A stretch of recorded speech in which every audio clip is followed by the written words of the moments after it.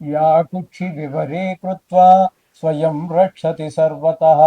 नमामि जननीं देवीं परां प्रकृतिरूपिणीं कृच्छ्रेण महता देव्या धारितोऽहं यदोदरे। तत्प्रसादात् जगदृष्टं मातुर्नित्यं नमोऽस्तु ते। पृथिव्या यानि तीर्थानि सागरादीनि सर्वतः वसन्ति यत्र तां मातरं भूतिहेतवे। మాతృదేవో భవ పితృదేవో భవ. ఇప్పుడు మనము ఏప్రిల్ నెల 2026 సంవత్సరంలో ద్వాదశ రాశుల వారికి గోచార ఫలితాలు ఏ విధంగా ఉన్నాయో సశాస్త్రీయమైన పద్ధతిలో తెలుసుకునే ప్రయత్నం చేద్దాము. ఇందులో నా కల్పనలు కానీ అబోధ కల్పనలు కానీ ఏమీ ఉండవండి. శాస్త్రం ఎంతవరకు చెప్పిందో అంతవరకు చెప్పడం జరుగుతుంది. ఇంకో ముఖ్యమైన విషయం ఏమిటంటే ఇది గోచార ఫలితాలు మాత్రమే. దీని మీద మీ జాతకాన్ని ఎవరి జాతకాన్ని కూడా గోచారం నిర్దేశించజాలదు. కొంతవరకు ఇండికేట్ చేస్తుంది, తెలియజేస్తుంది అంతవరకే. అది ఎంతవరకు అంటే 10 నుంచి 15% మాత్రమే. అది నిష్ణాతులైన వారు చెబితే. మిగతాదంతా కూడా మన వ్యక్తిగత జాతకము. ఎవరి వ్యక్తిగత జాతకం, ఏ డేట్లో పుట్టారు, ఏ టైంలో పుట్టారు, ఏ ఊరిలో పుట్టారు అనేటటువంటి దాని మీద ఆధారపడి ఉంటుంది. అది 100% ఇది ఒక 15 వేసుకోండి. 75, 80, 90 ఇంకా 100% కావాలంటే బ్రహ్మదేవుడు తప్పితే మరి ఎవ్వరు కూడా దాన్ని కరెక్ట్గా చెప్పలేరు. కాబట్టి దీని గురించి ఊరికే కంగారు పడిపోక్కర్లేదు. 4 గ్రహాలు ఎక్కువగా ఉన్నాయని సంతోషపడవలసిన పని లేదు. అందుచేత ఇంకోటి ఏంటంటే నేను ఇందులో మిమ్మల్ని భయపెట్టడానికి భయపెట్టేసి ఏదో చేసేయాలి, జపాలు పెట్టేయాలి అనే అటువంటి ఏవో ఆలోచనలు కానీ దుష్టాలోచనలు కానీ లేదు. భయ మిమ్మల్ని సంతోష పెట్టడం కోసం, మిమ్మల్ని ఇంప్రెస్ చేయడం కోసం, మీకేదో ఒక లేడీ వచ్చేస్తుంది, 10 కోట్లు వచ్చేస్తాయి ఈ సంవత్సరంలో, నాది గ్యారంటీ, రాసి పెట్టుకో, ఇలాంటి మాటలు ఎక్కడా శాస్త్రంలో ఏ శాస్త్రకారుడు చెప్పలేదు. నేను చెప్పను. మీరు అది చెప్పేవారు చెప్తారు. వారికి ఎక్కడో ఏదో ఆధారం ఉండి ఉండొచ్చు అని అనుకుంటాను. అయితే మా దగ్గర అయితే అది లేదు. నాకు తెలిసినంత వరకు లేదు ఎక్కడా కూడా. ఒకవేళ ఉందేమో తెలియదు పూర్తిగా. 100% పూర్తిగా 199% నాకు తెలిసినంత వరకు ఎక్కడా ఏ విధమైనటువంటి ఈ గ్యారంటీలు రాసి పెట్టుకోవడాలు ఏమీ లేవు. అందుచేత శాస్త్రం ఎంతవరకు జరిగిందో అంతవరకు చెప్పడం జరుగుతుంది. వృశ్చిక రాశి వారికి ఏప్రిల్ నెల 2026 నెలంతా కూడా గోచార ఫలితాలు ఏ విధంగా ఉన్నాయో సశాస్త్రీయమైన పద్ధతిలో మనం తెలుసుకునేటువంటి ప్రయత్నం చేద్దాము. ఇక్కడ మనకి ఈ చతుర్థ స్థానంలో వృశ్చిక రాశి వారికి చతుర్థ స్థానంలో అంటే వృశ్చికంలోను, ధనస్సులోను, మకరంలోను అన్ని శుద్ధంగానే ఉన్నాయి. అంటే ఏ ఒక్క గ్రహము లేదు. ఇక 4వ స్థానమైనటువంటి కుంభంలో రాహు నెలంతా ఉంటారు. ఆయన రాహు చతుర్థ స్థానంలో యోగించజాలరు. దీన్ని సుఖస్థానం అంటారు.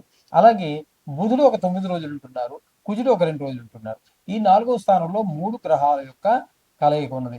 ఇందులో ఈ కుజుడు రాహు ప్రతికూల ఫలితాలు ఇస్తూ ఉన్న 2 రోజులు మాత్రమే కుజుడు. కానీ బుధుడు 9 రోజులు ఉంటున్నారు. ఆయన కూడా ఇక్కడ మనకి ప్రతికూలమైనటువంటి ఫలితాలే ఉన్నాయి. అంచేత మూడు గ్రహాలు కూడా వ్యతిరేకమైన ఫలితాలు ఉన్న కారణంగా విద్య విషయంలోను, భూమి విషయంలోను, గృహ విషయంలోను, అలాగే వాహన విషయంలోను, మన స్వభావం విషయంలోనూ కూడా అన్ని ప్రతికూలమైనటువంటి ఫలితాలే కనబడుతూ ఉన్నాయి. కాబట్టి ముఖ్యంగా ఈ రియల్ ఎస్టేట్ వ్యాపారులకి, వాహనాలు కొత్తవి కొని షోరూమ్ పెట్టుకుని అమ్మే వారికి, లేదు పాతవి కొని వాటికి రిపేర్ చేసి అమ్మేటటువంటి వారికి కూడా ఇది అనుకూలమైన మాసము కాదు ఏప్రిల్ నెల. ఇది గమనించుకోండి. ఇకపోతే బుధుడు 9 రోజుల తర్వాత మళ్ళీ పంచమ స్థానంలోకి వెళ్ళి అక్కడ ఆ నెల ఆఖరి వరకు ఉంటారు. అక్కడ కూడా పంచమ స్థానంలో కూడా బుధుడు గోచార రీత్యా అనుకూలమైన ఫలితాలు కూడా చెడు, అంటే సంతానం మీద చెడు ప్రభావాన్ని చూపిస్తాడు. కుజుడు నెలంతా కూడా 2 రోజులు పోతే మిగతా నెలంతా కూడా అక్కడ పంచమ స్థానంలో ఆయన కూడా సంతానం మీదే. రవి 14వ తారీఖు వరకు ఆయన కూడా సంతానం మీదే. శని భగవానుడు 5వ స్థానంలో ఉన్నారు, ఆయన కూడా సంతానం మీద దుష్ప్రభావాలు చూపిస్తున్నారు. కాబట్టి మీ పిల్లల విషయంలో, ఆరోగ్య విషయంలో, చదువు విషయంలో, తిండి విషయంలో, మాట తీరు విషయంలో, అలాగే పిల్లలకి అనేక రకాలైనటువంటి సరదాలు ఉంటూ ఉంటాయి. సంగీతం నేర్చుకునేవాళ్ళు, వాటి మీద శ్రద్ధ తగ్గడం లాంటివన్నీ ఉంటాయి. ఖచ్చితంగా అటు స్కూల్లో ఎలాగో వాళ్ళు శ్రద్ధ చూపిస్తారు, కాదని కాదు. కానీ ఇంటి దగ్గర మీరు కూడా తప్పకుండా ప్రత్యేకమైన శ్రద్ధ చూపించాలి. లేకపోతే పిల్లలకు కొంచెము గాయాలు అవ్వటము, చదువు మీద శ్రద్ధ తగ్గటము లాంటి కొన్ని చెడు స్నేహాలు లాంటివి వచ్చే అవకాశం ఉంటుంది. ఎందుకంటే పిల్లలకి చిన్నప్పుడే మనం ఏది నేర్పినా పెద్ద అయ్యాక వారు మన మాట ఎట్లాగూ వినరు. కాబట్టి మొక్కై వంగనిది మానే వంగున అని పిల్లలుగా ఉండగానే వారిని మనం వంగ తీసుకోవాలి అనుకూలంగా. వారి జీవితానికి అనుకూలంగా, మన జీవితానికి అనుకూలంగా పిల్లల్ని ఎలా కావాలో చెడు వైపా, మంచి వైపా అనేది ఆలోచించుకొని మనం వాళ్ళని నడిపించాలి. ఆ విధమైన పరిస్థితి అంతా ఉంది. ఇకపోతే రవి 15వ తారీఖు నుంచి మీకు 6వ స్థానం అయినటువంటి మేషంలో ప్రవేశిస్తూ ఉన్నారు. ఇక్కడి నుంచి మీనం నుంచి. ఇక్కడ 6వ స్థానంలో చక్కటి ఫలితాలు ఇస్తాడు. అక్కడ అంటే ఆరోగ్యం ఇస్తారు, డబ్బులకు లోటు ఉండదు. ఎవరికైనా మనం రుణపడి ఉన్నాం, అప్పు తీర్చేస్తాము, లేదా రుణం కావాలి మనకి. ఎవరినో ప్రయత్నం చేస్తాం, బ్యాంక్ కావచ్చు, ప్రైవేట్ సెక్టార్ కావచ్చు, ఎవరినైనా అప్పు పుడుతుంది. మీరు ఏ మంచి పని కోసం ప్రయత్నం చేశారో ఆ పని కూడా సఫలీకృతం అవుతుంది. ఈ విధమైన ఫలితాలన్నీ కూడా అక్కడ మనకు దొరుకుతాయి.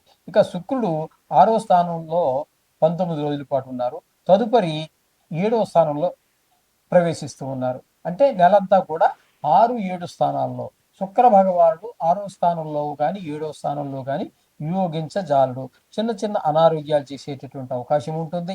అలాగే భార్యాభర్తల మధ్యన, జాయింట్ వ్యాపారస్తుల మధ్యన కూడా కొంత భిన్న అభిప్రాయాలు ఏర్పడి కొంచెం వ్యాపారంలో ఇబ్బందులు ఎదుర్కోవాల్సినటువంటి పరిస్థితులన్నీ ఏర్పడుతూ ఉంటాయి భాగస్వామిద్దరు కలిసి.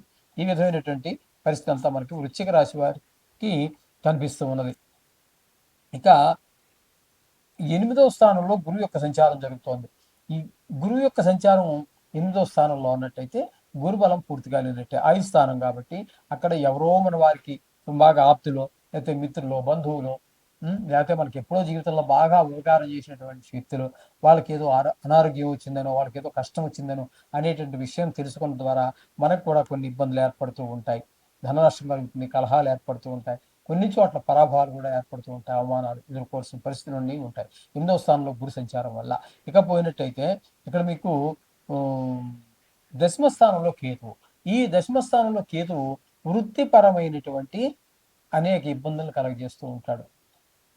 ప్రైవేట్ ఉద్యోగం కావచ్చు, సొంత వ్యాపారం కావచ్చు, గవర్నమెంట్ ఉద్యోగం కావచ్చు, ఎక్కడున్నా సరే ఆయన వృత్తిపరమైనటువంటి ఏదో వృత్తి చేస్తూ ఉంటాం కదా మనిషి, అటువంటి వాటికి ఆ వృత్తిలో మనకి కొన్ని ఇబ్బందులు. మనం ఎంత పని చేసినప్పటికీ మన బాస్ మెచ్చుకోకపోవటం, ఎందుకో మన మీద కొంచెం కన్నెర్రగా ఉండటం, లేకపోతే గవర్నమెంట్ ఉద్యోగం అనుకోండి, ఇష్టం లేని దానికి ఇష్టం లేని ప్రదేశానికి ట్రాన్స్ఫర్ అవటం, ఇట్లాంటివి కొన్ని ఇబ్బందులు ఎదుర్కోవాల్సినటువంటి పరిస్థితి కేతు దశమ స్థానంలో ఉండడం వల్ల ఏర్పడుతూ ఉంటుంది. కాబట్టి ఈ రాశి వారికి పూర్తిగా అనుకూలమైనటువంటి గ్రహాలు ఏమైనా ఉన్నాయి అన్నట్టయితే రవి ఒక పాక్షికంగా ఉన్నాడు.